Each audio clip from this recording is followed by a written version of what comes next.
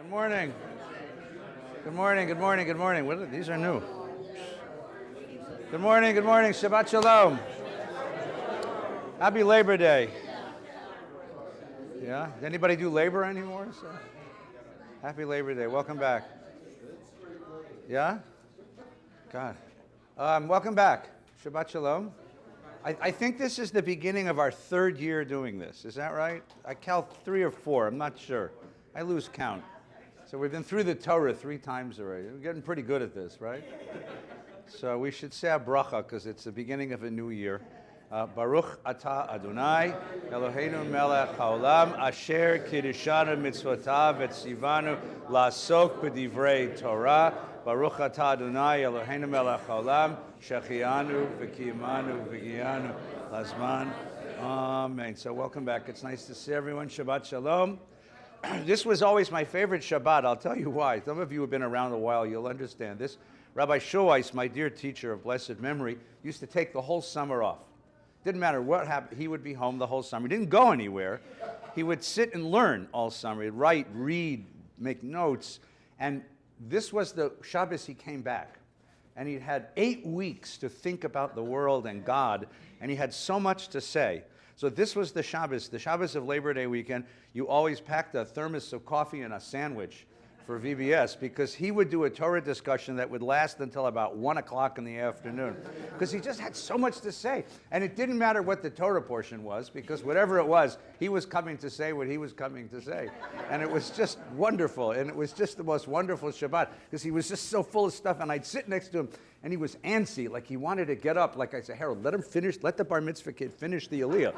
Because he just wanted to get up after every aliyah and just like unload all this stuff that he'd been accumulating all summer, and it was just adorable, you know. So come in, you got to come in, sit. Aren't you in Portland yet? You're in Portland. You don't live here. Oh, tomorrow, Nebuch. All right, come in, sit down. They got lots of room.